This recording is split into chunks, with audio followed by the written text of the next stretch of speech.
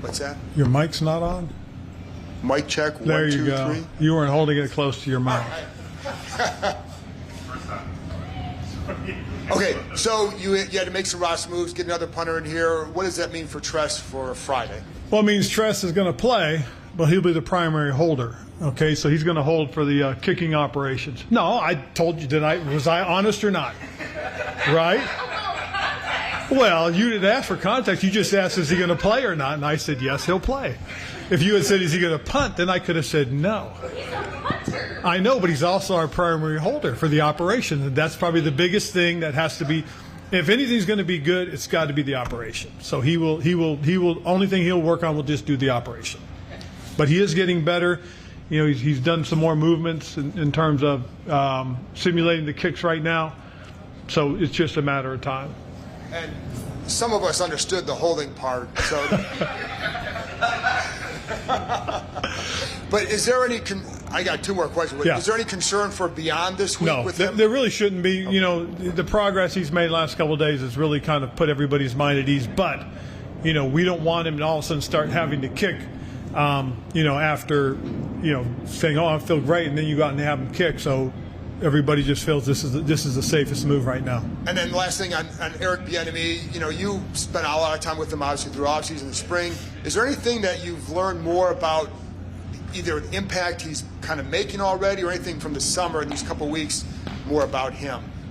He's loud. The beauty of Eric, and that is, again, it's from the perspective he has. I mean, he's been with an organization that's done some things differently. And one of the things that, you know, he is very staunch about, you know, the way that he does it. And that's something that's been different. And like I said, you know, I appreciate it because we're out of our comfort zone. We're doing things a little bit differently. You know, I've been doing things for the most part the same way for 12 years, and it's been good. But, you know, this is something that's been different. And it's been good for our guys, I think, as well, because you're starting to have these aha moments. And, you know, we go, okay, I get it. I see what's going on. I see why this is happening. So that's been something I think that's been really good for us as an organization and as a team as far as that's concerned. Just to follow up on the injury, Logan Thomas, do you expect him out there today? Or? I think the biggest thing with Logan is we're going to be really smart about that. This is not close to what it was last year, but the thing that we are concerned with is we don't want to have it exacerbated by going out there too soon. So we've really done a lot in terms of work on the inside, the work on the bikes and stuff like that to avoid that type of situation until they feel comfortable with him in the next few days. We're not going to have him do anything outside yet. Now that things have settled down a little bit on the ownership front, have you gotten anywhere further with regards to player extensions, contracts, or even some of the titles for your coaches? Those are all works in progress. Those are all things, again, you know, you got to understand that the biggest thing that Mr. Harrison and his people want to have is a really good grasp on the entire thing. We've talked through a lot of scenarios, through a lot of issues, through a lot of things that need to be done, and we're getting those things put in the right perspective and in the right order. And lastly, you've given Eric Bieniemy the assistant head coach title. You've given him a lot of responsibility. I guess Mike Vrabel yesterday said he's going to have one of his assistants basically be the head coach for the preseason game. I guess, what do you think of that? Is that something that makes sense for you possibly down the line at some point? Well, it's a unique thing, yeah, and it's something that probably in time that I most certainly would consider doing. I'm serious in terms of, hey, you know what? Take the whole week and work the whole week and see how they go. That's probably a good thing, especially for guys that, you know, that are in line to get an opportunity like that. The more we can do to help them so that when their opportunity comes, they're ready to roll. Yeah, I could see you doing something like that eventually. For Quan and Emmanuel, they obviously joined a really veteran-laden room. How do you think that those guys have tried to balance learning from the vets versus trying to kind of find stuff out on their own? I think they've done a great job of balancing that. I really do, you know. And a lot of it, not just necessarily them reaching out or them asking questions as much as it's our veteran guys stepping in. I mean, it's really cool. Kendall Fuller's been tremendous in terms of that room and kind of guiding it, seeing how he's, you know, basically the old stage vet. But then you watch Cam Curl, who's a guy that's going into his fourth season, has had some really good success for us, get involved with those two young guys, especially Quan. I think that's important because, first of all, it tells those players that these guys are willing to listen. But it also shows these players, these guys are willing to help. And that's how you start to build that cohesiveness as a unit. And I think that's really good. Both of those guys, young guys, are tremendously smart young men. Very bright, very intelligent, very articulate, deep thinkers, guys that have done a nice job in learning and growing within the system. The thing that I love about both of them is they can self-correct, and they are not going to make the same mistake twice. And for Emmanuel specifically, he's gotten a lot of reps against Terry, a lot of reps against Bieniemy. Different players, obviously different challenges. How have you seen him in specific kind of grow from those one-on-one sessions? You see him adapt to who he's playing. I mean, with Terry, you see him play a certain way because of Terry's quickness off the ball, because of Bieniemy, because of his long stride and his power. You see him work a little bit differently against him. So to watch the two different one-on-one plays that I'll watch, I'll see, okay, I see what he's doing here. I see why he's doing that against this guy, and I see why he's doing that against this guy. It makes sense, and you see that this is a young guy that's already studying his opponents, trying to figure out the best way to play these guys. So that's been impressive about him.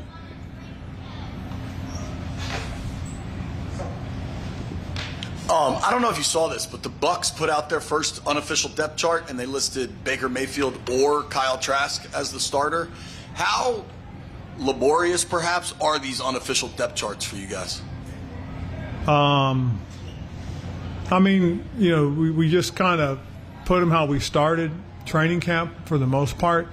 What'll happen is really it's going to be about what we discussed tonight, and that's going to be the play time. I know that's going to be one of your guys' questions, but we'll discuss the play time tonight, how much they're going to play.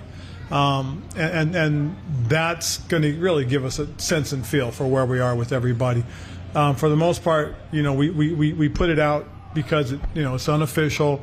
Some guys may get their feelings hurt and may want to talk about how come and why, and just tell them, hey, guys, it's unofficial. It's going to be all about play time, and that's probably the biggest thing. If you're playing early and you're only playing a few, that's because we feel pretty good about you. If you're playing a lot and you're rotating, it's because we need to know. And that's the only thing I think that I hope our guys understand is that, that's all it is. It's just, a report. Military appreciation today. There's over 400 members out there, including a 101-year-old pilot, former pilot. As a guy that grew up in the military family, what's that mean for you?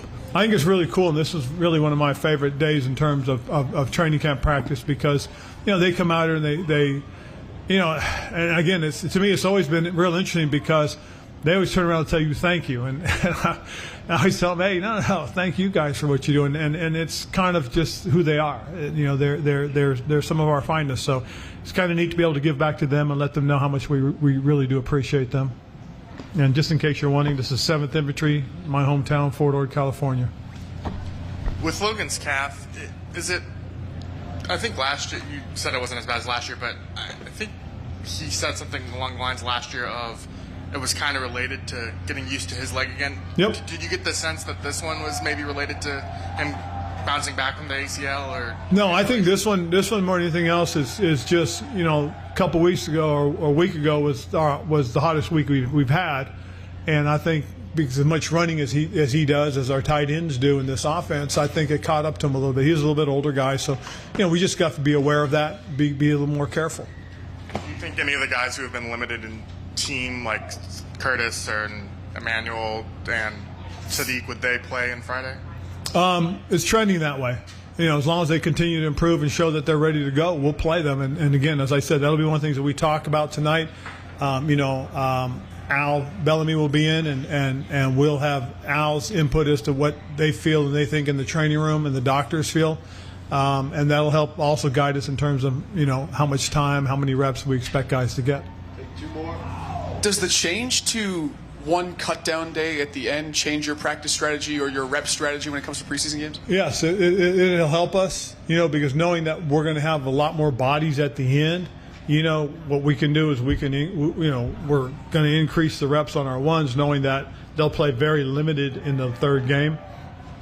So we'll try and give them more reps during practice, knowing that last game is going to be shared by a lot of our young guys. And how important is RPOs specifically to Sam in this offense? Well, I think it's important because it's something he did and had success with. One of the things that we've done is, we've looked at the things that he did and he did well. And we also took some of the things that he did last year, especially the Dallas game. And I know Eric has a plan with all that. And that's the best part about it, knowing what Sam does well. I mean, with Bieniemy out there, you've seen a couple of things that they've done in the past. They're doing again. So it's kind of cool to watch the growth and development of our quarterbacks. Last one. Going back to Bieniemy and his intensity, have players had to kind of adapt to that, and have any, I guess, sort of struggled with that at times? Yeah, I mean they have, and one of the biggest things is and I had a number of guys come to me and I say, hey, just go talk to him. I said, understand what he's trying to get across to you, and I think as they go and they talk and they listen to him, it's been enlightening for a lot of these guys. I mean, it's a whole different approach. You're getting a different kind of player from the players back in the past. Especially in light of how things are coming out of college football. So a lot of these young guys, they do struggle with certain things. And a lot of you also got to take for where they've been. I mean, guys coming from certain programs are used to it. Guys coming from other programs aren't as much. So, us as a coach, I kind of have to assimilate and get a feel for everybody. Eric has an approach, and it's the way he does things, and he's not going to change. And because he believes in it, Jack has his approach. Having been a head coach, I think Jack has a tendency to try and figure guys out a little bit more, as opposed to, hey, this is it, this is the way it's going to be, that type of stuff. Where Eric hasn't had that experience yet. And just when they came to you, it's just they felt like Eric was riding them too hard, or? Well, they just were a little concerned. Okay, cool. Thank you, guys.